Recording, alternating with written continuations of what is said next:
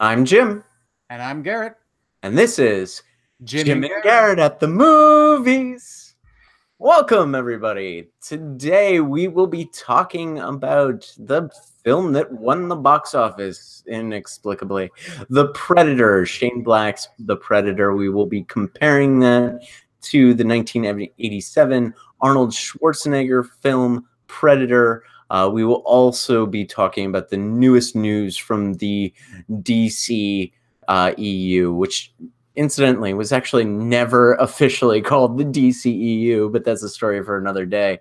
So we'll dive right into our review segment. As always, these review segments are spoiler free. We will not be spoiling The Predator, but we will be we'll give our thoughts on it and whether or not you should go see it. This is writer director Shane Black's film. This is a story of a young boy who accidentally triggers a visit from the Predator, and it stars Boyd Holbrook. Sorry, I screwed up his name. Boyd Holbrook, Jacob Tremblay from The Room, Keegan-Michael Key, Olivia Munn, Sterling K. Brown, and various other actors. I'll just turn it over to you, Garrett. That's sort of a dumb plot synopsis of what I think is a really dumb movie. Why don't you go ahead and tell us what you think about it, and I'll sort of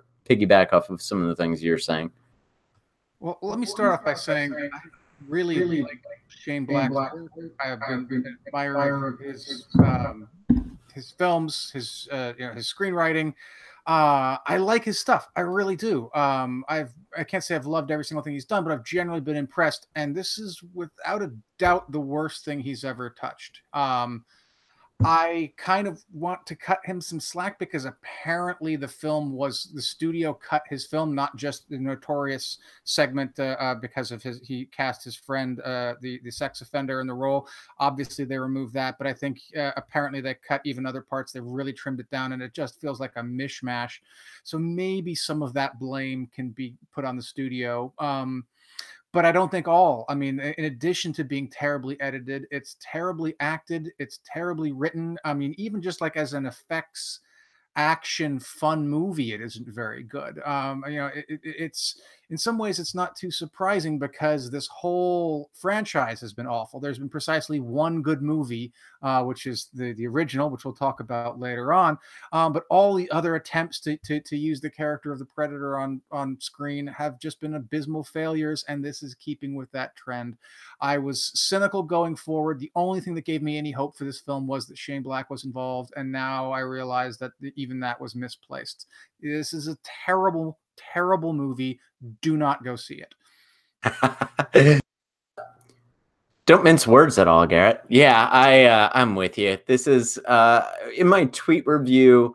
I quoted Zadie Smith, who in her book of essays, Changing My Mind, she writes about the stupid pleasure access. And there's on one side the amount of pleasure one can get from a film, and then on the other side is how stupid one must be in order to get said pleasure. And for about 5 minutes of this film, it's on the right side of that line.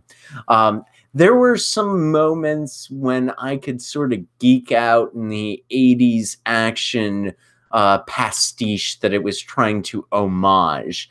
There were just a few moments when I was like, all right, we're going to go on a fun adventure and this is going to be something new, and Shane Black just said something Shane Blacky. That's cool. But overall, that those segments were few and far between. The Shane Black dialogue that we love so much from Kiss Kiss Bang Bang, and even to some degree from Iron Man 3, it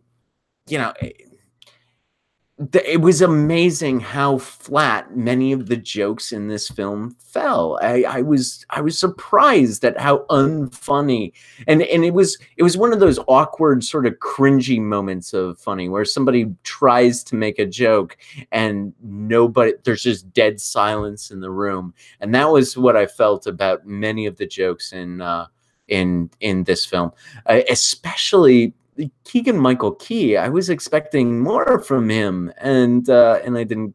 Yeah, I mean, this was the most. Look, this film was able to make Keegan-Michael Key unfunny, so that's what we're dealing with here. You talked about the editing. I think that's absolutely true. One of our Twitter, your friends in real life, and Twitter sort of. I've just had a few interactions with him on Twitter. Stephen Libby tweeted that the real bloodbath must have been in the editing room. And I think that's a fair analysis. I think there are 5 plot lines that are in this film that all go underdeveloped. There are some, because of the bad editing, there's some ex machinas that just are crazy. I'm dying to see the CinemaSins of this the Predator film because they point out ex machinas as a running joke, and I think that there are a ton of them in this film that really just drive me nuts. Yeah, there's a lot of wasted potential in here, and a lot of you should have gone back to the drawing board in here. There's some stuff at the end. This is non-spoilery. There's some stuff at the end that just comes way the hell out of nowhere. Yeah, I did not like this film either. I give it 1.5 stars. Garrett, do you think the less said about this, the better? What do you give it? I think that actually a little bit more does need to be said, because there's, I mean, I don't want to see the CinemaSins on this just because I don't want to be reminded of this film ever again. I mean, again, if there are any moments of quality, you know, Keegan-Michael Key actually probably does have some of the funnier bits and the funnier moments, but yeah, it's definitely below his average too. You know, there are some potential ideas which might have worked if you'd taken the idea and gone back to a page 1 rewrite with it, and, you know, and had it sort of, you know, start from the ground up with the idea rather than trying to build off of the garbage fire that it was. It plays into the stereotype, and just the incredibly trite stereotype of people on the Asperger's spectrum disorder, Yes, being like magic powers, and it's just so incredibly insulting and demeaning and lazy writing, and characters make decisions that make absolutely no sense. And again, maybe they made sense in the longer cut. Maybe there was more context that explained why the characters are deciding to do these things. But it would have to be a seriously egregious set of edits to make a lot of these decisions make any sense whatsoever. I mean, like, characters start chasing the Predator when they would have absolutely no reason to chase. They would be running away. Any sane character would be running away from this thing. And no, they decide to chase it because reasons. And the film constantly has to remind you that it's aware that it's a sequel to a popular 1987 movie with lots of great quotable lines, and it's going to quote those lines back at you because you love those lines and you want to hear them again. And no, you don't. Oh my God, you don't. right. You hate the lines in the original because they trod all over them so terribly. If you're going to watch anything, go onto YouTube and watch Predator the Musical, which is brilliant in comparison. It's actually pretty damn solid on its own rights. But if you want to watch anything involved in the Predator universe, Predator the Musical is so much better. I actually haven't seen that, so maybe I should go watch Predator the Musical. That'd be very funny. And I think you drew my attention to a thing that I meant to say, and I forgot about it until you talked about Jacob Tremblay's character, who is a character on the autism spectrum. There's another character as well who has Tourette's syndrome, and this character is used as the butt of jokes. I'm not going to watch this film again, but if I were, it would be to piece together an essay about how the Predator just it treats mental illness in an incredibly insensitive and unfortunate way. It may be trying to say something that's progressive, but what I see on the film, what I see on the screen right now is not progressive, and in fact it is damaging to people with mental illness and in the mental illness community. And not that I'm in a position to forgive that, but just speaking as an audience member, I could almost let it slide if the resulting effect was something that was sort of transgressive or interesting or doing something novel that hadn't been done before or something like that. If only there was some sort of positive takeaway that you could get from that awful depiction. But no, it's just dumb. It's just painfully stupid. Right. And that's, yeah, I really want to, if if I cared enough about this film, I would go back and really look at this film through the angle of its depiction of mental illness. It was a thing that when I was first in the theater going, wait, that's weird. Wait, that's weird. And it kept coming up to the point, but I wasn't really able to put together a full analysis of how this film depicts mental illness. I just know that it really rubbed me the wrong way. And I'm not willing to straight up condemn it just yet, but I'm pretty damn close, and especially through that lens. And I that really rubs me in the wrong way. It really upsets me that that's the type of depiction that we're continuing to engage in mainstream Hollywood film.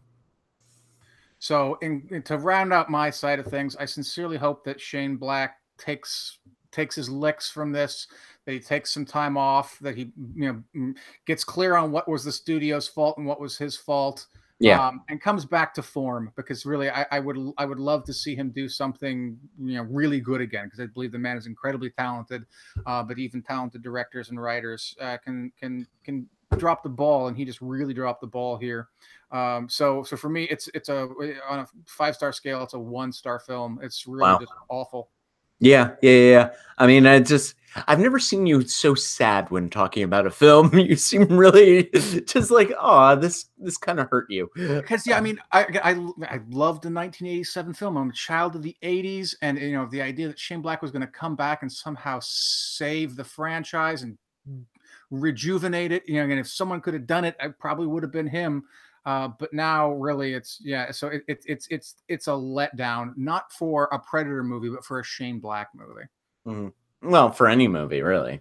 But all right, well, we've referenced the 1987 film a few times.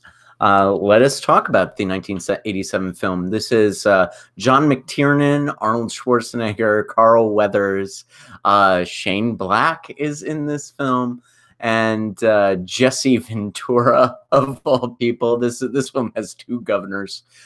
So let's. Our movie club entries are spoiler conversation, so we will be spoiling the 1987 film. How do we spoil a 30-year film? Well, we'll do it. All right. So, what did you think of the original? You said that you love the original.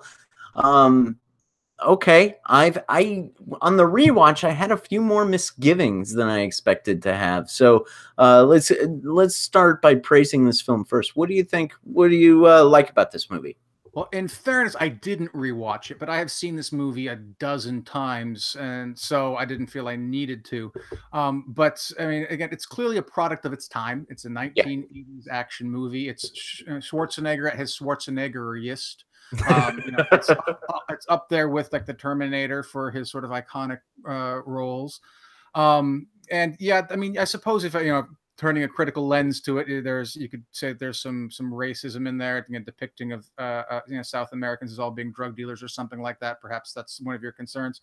But it is, to me, it's a tight action film. It's got a bunch of quotable lines, some of them corny, but some of them just straight up solid.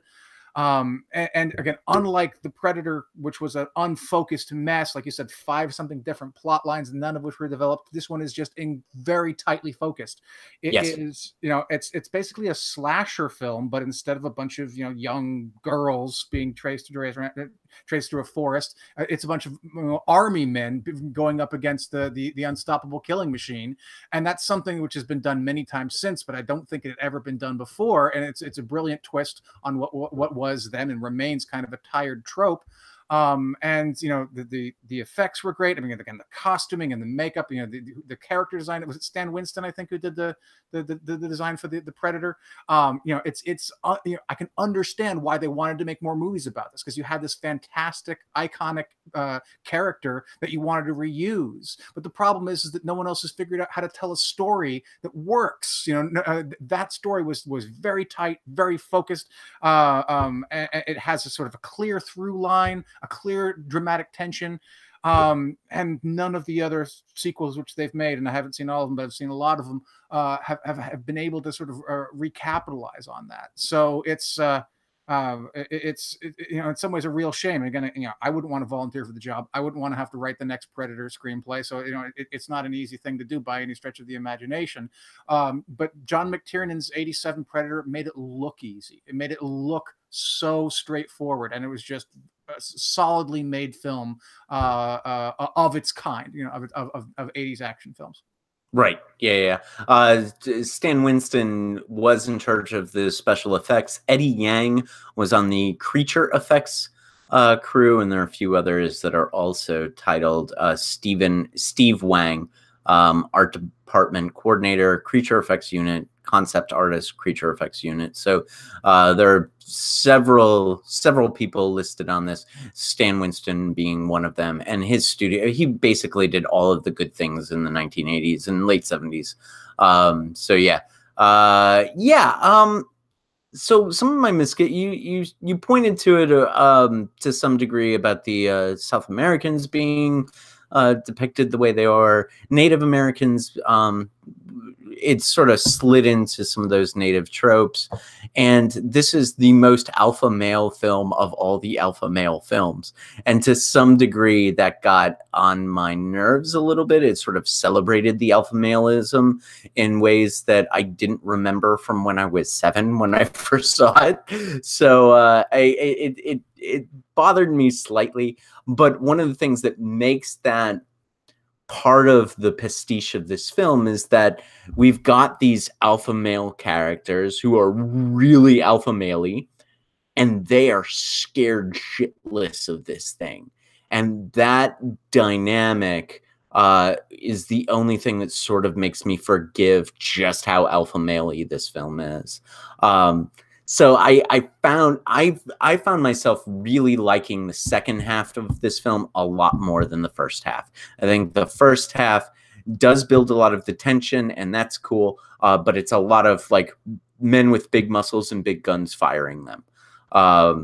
And the second half, when all of Arnold's friends are killed off, and now Arnold has to think his way out of this situation, killing the Predator without the guns and the bombs and all of that shit. I thought that was the most compelling. I watched the Honest trailer for this, the screen, sort of shout out to Screen Junkies Honest trailers, because they really nailed this one really well. They noted that Arnold Schwarzenegger's Dutch was basically a grown-up alpha male Kevin McAllister, and I thought that was very funny. That's a funny joke, but it like that was the most compelling part of the film. Where Dutch then has to use his brain to figure out how to kill the Predator. That's the thing that all of the other sequels are missing. It's never this battle of wits. It's always this battle of guns and greater armaments. At least that's my reading of why the other Predator films failed. Although I am a bit of a defender of AVP. A conversation for another day, perhaps. But no, but Predator 2, I mean, I think actually kind of fits that. You know, Danny Glover wasn't the manly man, alpha male, right, Schwarzenegger-like character. And while he did have a gun and he did use it, it wasn't, you know, the machine guns from the first one. So if any of the sequels sort of fits into what you're describing there about having to think, then I think probably Predator 2 does. That having been said, yeah, I hear what you're saying about the alpha maleism. At the same time, again, I think it was an 80s film. And unlike a lot of 80s films we're reflecting back on, there's thankfully no rape jokes, no rape apologetics in this film, which is sadly kind of a relief after so many 80s movies made all those rape jokes. Am I forgetting a rape joke? Is there? No, I'm looking at your face. I think there might be something problematic in the helicopter on the way there. I don't know off the top of my head. Yeah, that maybe, hopefully there are no noticeable, memorable rape jokes. At least I think there might be something problematic in the chopper on the way. I could be mistaken on that though. Go. I'm sorry, I interrupted you. No. I asked you to interrupt because yeah, okay. I didn't rewatch, so maybe I forgot one of the ones. I wouldn't want to put my foot in my mouth. but yeah, I mean, I think as you noted, it's the contrast between, you know, these are the sort of the most effective killing force around, and they're scared shitless. I mean, again, compare it with the film which again, you said mentioned AVP, you know, Alien, you know, H.R. Geiger, another classic alien design. You know, in the second film, Aliens, it's a whole team of space marines against a whole, you know, ocean of aliens, and so that's sort of like it's something of sort of a fair versus fair, whereas the Predator is, you know, pretty clearly a much more effective killing machine. There's only one of him to go up against the entire platoon. And again, it's no surprise that, you know, in all the depictions of it, in the comic book, video game, and film of Aliens versus Predator, it's one Predator versus a bunch of aliens. Right. Yeah, this is well, I think there's the Adrian Brody film that was also okay. Anyway, we're getting into other Predator films, talking more about the franchise than the movie. This is directed by John McTiernan, as we said. John McTiernan, also famous for the Die Hard, the good Die Hard films, Die Hard and Die Hard with a Vengeance, Last Action Hero, Medicine Man, Hunt for Red October, Thomas Crown Affair, 13th Warrior, Rollerball, Basic. There are a few not so good films in there, but a lot of them are about sort of alpha male characters who have to think their way out of problems. Last Action Hero, also a Shane Black screenplay, and it's a movie that gets a lot of shit, but I'll defend it. I think that's actually a solid film. I will defend that film too. That film is well underrated. So yeah. So what would you give the original? Any other things you want to say about the original Predator? Yeah, no, I think the original Predator gets 4 out of 5 for me. Again, obviously, it has to be taken in context. You have to recognize it is a particular genre, a particular action film, an '80s film, and if that's not your kind of film, then yeah, you're probably not going to like this. But I think it's, you know, again, for its kind of film, I think it's smart, it's focused, it's well executed, and it's a solid film. So 4 out of 5. Interesting. I mean, I think I had the same. I think I had the same reaction with Predator that you had with Modern Times last week, where you said in 2018 Modern Times isn't all that great of a film. Yeah, I think you gave it 2 stars from a 2018 perspective, but 4 stars from a 1936 perspective. From a 1987 perspective, I would give Predator 4 stars, but from a 2018 perspective, I'm down to 3. It didn't. I saw it first when it first came out. It was one of the early R-rated films that I got to see as a child, and then I just watched it recently, and there were some things that I found out from a 2018 film perspective a little bit more problematic than I remembered them. But so be it. All right. So that is our reviews of Predator and The Predator and Predator. Now we'll go on to our news item. Hey, folks, guess what? Henry Cavill might be out of Superman. This came from The Hollywood Reporter on September 12th, and it blew up the internet. Henry Cavill out as Superman amid Warner Brothers DC Universe shakeup. Now, there were multiple conflicting reports that have come out since then. On Wednesday, when this news came out, there was no Superman film in development. There still is no Superman film in development. The only reason that this came about was because they were trying to get Cavill to do a cameo in the upcoming Shazam film with Zachary Levi. Those talks broke down over salary negotiations, and as a result of that, there was rumors that that Cavill would be out as the Man of Steel indefinitely, and that Warner Brothers was going to shift their focus in the DCEU to Supergirl as opposed to Superman. Also, I'm sure they're waiting upon the box office returns of the Shazam film, whether or not that gets any more play. So Henry Cavill responded with a weird video on his Instagram where he was dressed in a black Krypton weightlifting team shirt and slowly holding up a figure of Superman and then slowly lowering it. We're not sure what that cryptic message was meant to convey. It is entirely possible that this is all ways to negotiate in the public eye. So by Warner Brothers releasing this news or leaking this news to the Hollywood Reporter, it's possible that they were just trying to say, well, you won't do this film for this amount of money. Well, we don't need you. That's entirely possible. We'll see how this story shakes out. One of the things that let's before we get to that second part, what do you think about Henry Cavill possibly being out as Superman as we continue with the DC Cinematic Universe? Well, I kind of hope he is, for Cavill's sake, frankly. The DC films have been such a train wreck. I mean, he's gotten a lot of grief for his portrayal of Superman, but I'm not sure entirely how much of it's his fault. I think the fault largely lies with the director.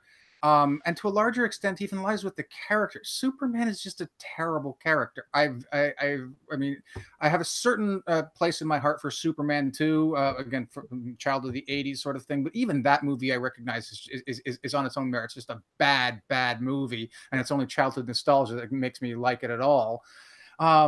So yeah, I mean, maybe I need to rewatch it. I really like that movie. All right. I mean, come on, he rips the ass off his chest. Well, that's stupid. It's like, oh my, it's like there's a lot of stuff like that that's just bad.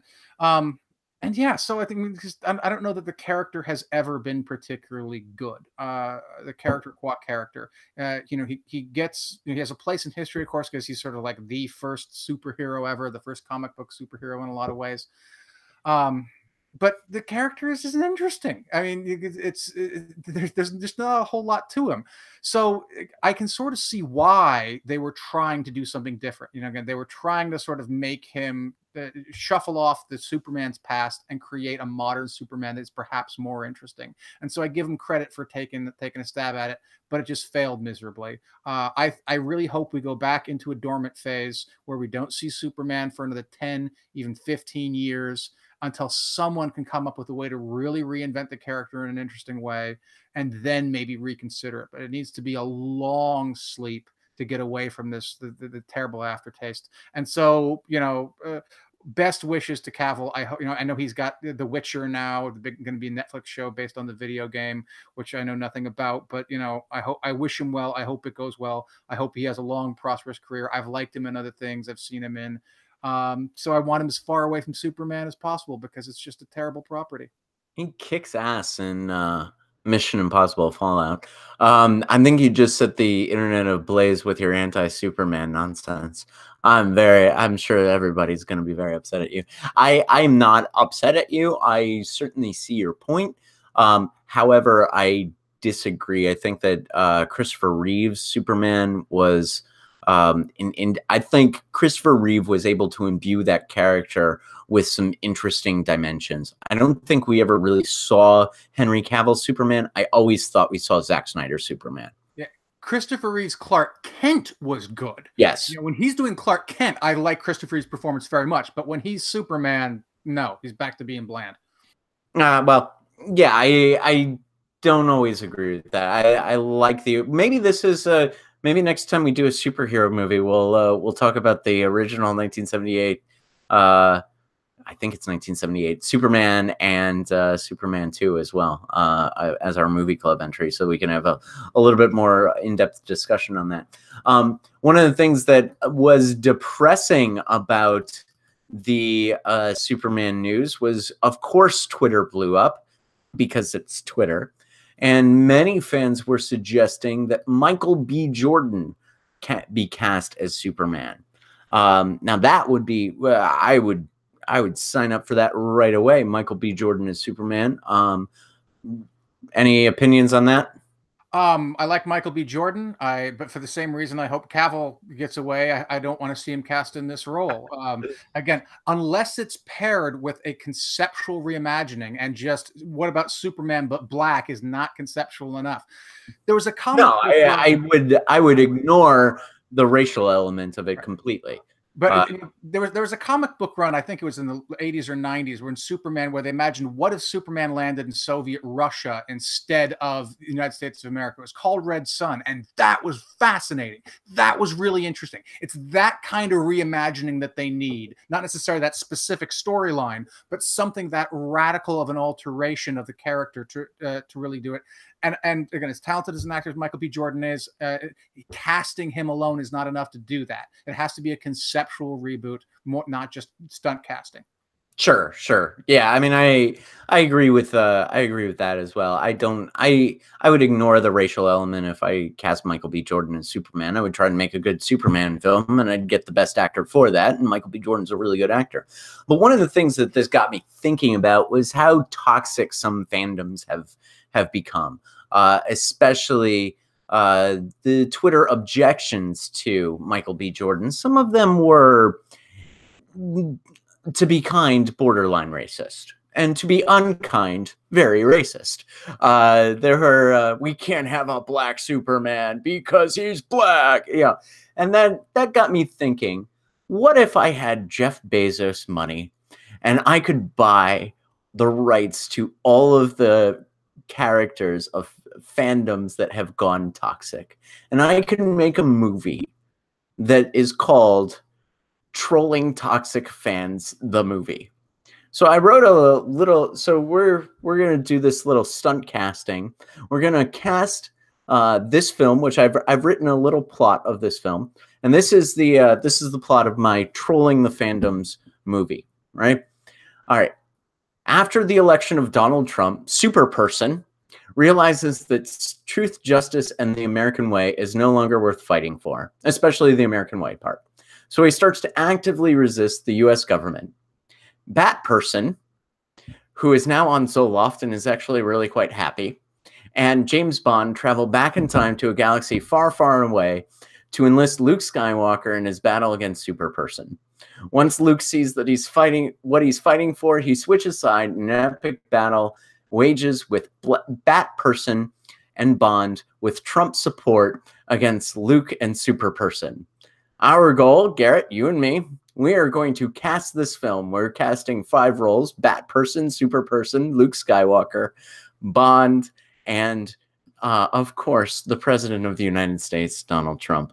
And we are going to cast these people, cast these characters in the most iconoclastic ways. Our goal is to get as many think pieces written about our casting as possible. And then, of course, since we have just Jeff Bezos money, we are going to move to a secluded and heavily armored island and live there peacefully for the rest of our natural lives, because the fans will clearly be after us. So do we want to do this one character at a time, or should I give you my whole cast? You're a little muted there. Go ahead. Yeah, let's do it one character at a time. One character at a time. So for Batperson, I am casting Daniela Vega, who is the star of A Fantastic Woman, the winner of Best Foreign Language Film at the Oscars last year. She is a transgender actress who I think would be fantastic Batperson. And this is also in response to some of the Batwoman casting fan outcry, where they said that the actress casted who is a member of the LGBTQ community. She wasn't lesbian enough or whatever. So now I'm going to cast Daniela Vega so I can get the most think pieces written about my my Batperson casting. Who would you cast? Well, I have to go again. This is going to be a strange one, but hear me out. Julia Sweeney. It's Pat. A character in the 80s and 90s called Pat. You know, she did a movie. It's Pat, a gender ambiguous character, and you know, it was sort of a one joke bit, but it kind of somehow managed to work and had a decent life. So instead of It's Pat, it'll be It's Bat. You know. it's appropriate for the Bat person again, because the whole gag is that no one knows what gender Pat is. So Bat person will be just Pat. You know, it's Bat Pat, something like that. You know, we'll work it out in the writers' room. Yeah.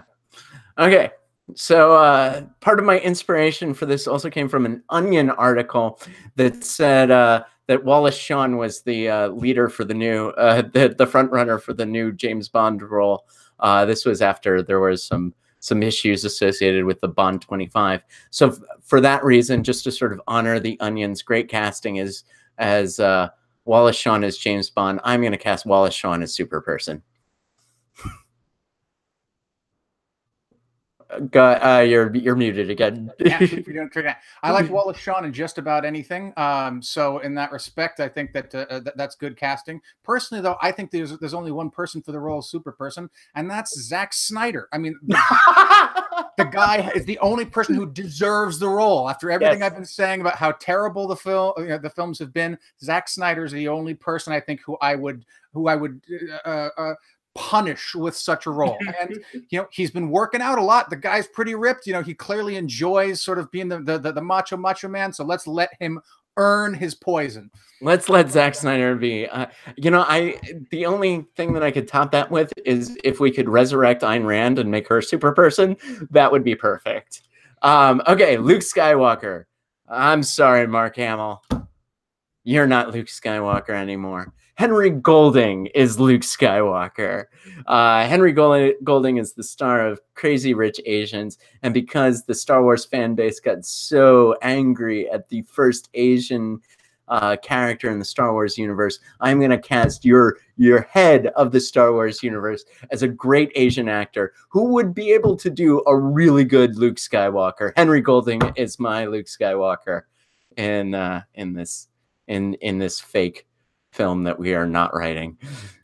So I'm going to take your same logic. I love the idea of trolling the toxic fans that way, but I'm going to do you one better, I think. I think Luke Skywalker has to be played by Kelly Marie Tran, who played Rose in The Last Jedi, because if there's anything that pissed them off more than having Kelly Marie Tran, it would be having Kelly Marie Tran as Luke Skywalker. I think it's fantastic. All right. We gotta piss off some more people. We are going to do James Bond. Who is going to be our James Bond? I think there's no one else who I want to see in a really creepy Bond seduction scene than Woody Allen. Woody Allen is my James Bond. He will be returning to the role that he played in Casino Royale. He played James Bond. I want to see what Bond is like now that Woody Allen is in his 80s. Woody Allen is my James Bond. Who is your James Bond? Peter fucking Dinklage.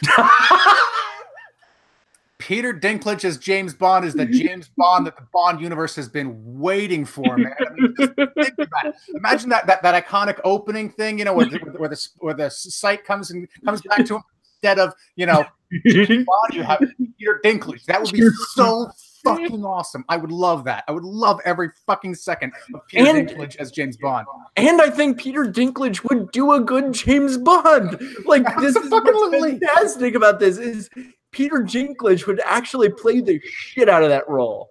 Yes, I am on board with your James Bond casting. All right, now we are casting the President of the United States. When I go to the President's Twitter feed, it's entirely possible that I will see a picture of Kim Kardashian. It's entirely possible that we will be declaring war on North Korea.